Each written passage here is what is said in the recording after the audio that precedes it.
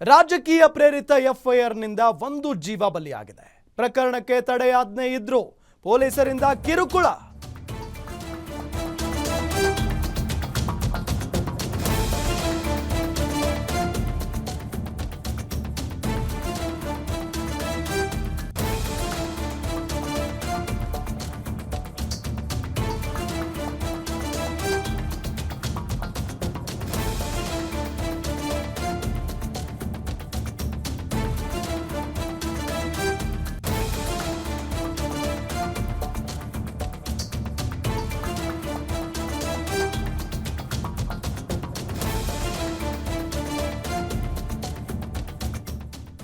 ರಾಜಕೀಯ ಪ್ರೇರಿತ ಎಫ್ಐಆರ್ನಿಂದ ಒಂದು ಜೀವ ಬಲಿಯಾಗಿದೆ. ಪ್ರಕರಣಕ್ಕೆ ತಡೆಯಾಜ್ಞೆ ಇದ್ರೂ ಪೊಲೀಸರಿಂದ ಕಿರುಕುಳ ನೀಡಲಾಗಿದೆ. ಬೆಂಗಳೂರಲ್ಲಿ ವಿನಯ್ ಪರ ವಕೀಲ ನಿಶಾಂತ್ ಹೇಳಿಕೆಯನ್ನ ಕೊಟ್ಟಿದ್ದಾರೆ. ದೂರುದಾರ ಮತ್ತು ಇಬ್ಬರು ಶಾಸಕರ ಕಡೆಯವರಿಂದ ಟಾರ್ಚರ್ ಆಗಿದೆ. ಇಬ್ಬರು ಶಾಸಕರು ಈಗ ಸೂಸೈಡ್ ಭಾಗ್ಯ ಕೊಟ್ಟಿದ್ದಾರೆ. ಡೆತ್ ನೋಟ್ನಲ್ಲಿ ವಿನಯ್ ಎಲ್ಲ ಡೀಟೇಲ್ ಆಗಿ ಹೇಳಿದ್ದಾರೆ. ವಿನಯ್ ಸಾವಿನ ಬಗ್ಗೆ ಸಿಬಿಐ ಮಟ್ಟದಲ್ಲೇ ತನಿಖೆ ಆಗಬೇಕು.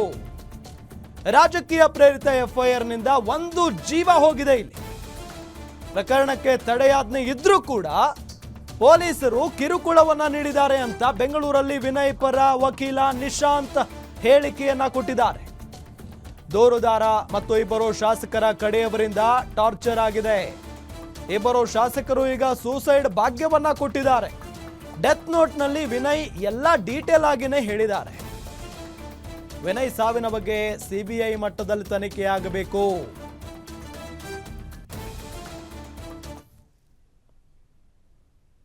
ಹೇಳ್ಬೇಕಾದ್ರೆ ಸೋಷಿಯಲ್ ಆಕ್ಟಿವ್ ಪರ್ಸನ್, ಕೊಡಗಿನ ಬಗ್ಗೆ ತುಂಬಾ ಕಾಳಜಿ ಹೊಂದಿರೋರು. ಅದಕ್ಕೆ ಒಂದು ಸೋಷಿಯಲ್ ಗ್ರೂಪ್ ಅಲ್ಲಿ ಇವರು ಅಡ್ಮಿನ್ ಕೂಡ ಆಗಿರ್ತಾರೆ. ಆದ್ರೆ ಒಂದು ವಾಟ್ಸ್ಆಪ್ ಮೆಸೇಜ್ ಬರ್ತದೆ, ಒಂದು ಫೋಟೋಗ್ರಾಫ್ ಆಗಿದೆ. ಅದ್ರ ಮೇಲೆ ಒಂದು ಕಂಪ್ಲೇಂಟ್ ಆಗ್ತದೆ. ಇವ್ರ ಮೇಲೆ ಎಫ್ಐಆರ್ ಮಾಡ್ತಾರೆ. ಅಕ್ಯೂಸ್ ನಂಬರ್ 3 ಅಂತ ಇವ್ರು ಮಾಡ್ತಾರೆ, ಇವ್ರನ್ನ ಇಂಪ್ಲಿಕೇಟ್ ಮಾಡ್ತಾರೆ ಫಾಲ್ಸ್. ಅದ್ರ ಆದಮೇಲೆ ಇವರಿಗೆ ಪೊಲೀಸ್ ಹ್ಯಾರಾಸ್ಮೆಂಟ್ ಏನು ಮಾಡ್ತಾರೆ, ಇವರು ನಮಗೆ ಎಫ್ಐಆರ್ ಕೊಡ್ತಾರೆ, ನಾವು ಸ್ಟೇ ಮಾಡ್ತೇವೆ. ಸ್ಟೇ ಆಗ್ತದೆ. ಹೈಕೋರ್ಟ್ ಕೂಡ ಸ್ಟೇ ಮಾಡ್ತಾರೆ. ಫರ್ದರ್ ಇನ್ವೆಸ್ಟಿಗೇಷನ್ ಏನು ಮಾಡಬಾರ್ದು ಅಂತ ಹೇಳಿ ಆರ್ಡರ್ ಮಾಡ್ತಾರೆ ಹೈಕೋರ್ಟ್.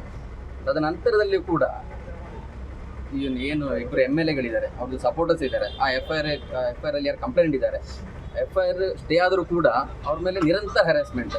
ಅವ್ರ ಮನೆಗೆ ಪೊಲೀಸ್ ಕಳಿಸುವಂಥದ್ದು, ಸೋಷಿಯಲ್ ಮೀಡಿಯಾದಲ್ಲಿ ಬಾಯಿಗೆ ಬಂದಾಗಿ ಬೈಯುವಂಥದ್ದು. ಅವ್ರನ್ನ ಎಫ್ಐಆರ್ ಸ್ಟೇ ಆದರೂ ಕೂಡ ಅವ್ರನ್ನ ಬಿಡುವುದಿಲ್ಲ.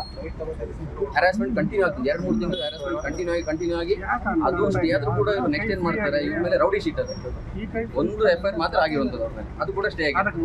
ರೌಡಿ ಶೀಟರ್ ಓಪನ್ ಮಾಡೋಕೆ ಇವರೆಲ್ಲ ಪ್ಲಾನ್ ಮಾಡ್ತಾರೆ. ಅದು ಒಂದು ನ್ಯೂಸ್ ಬಂದಿದೆ.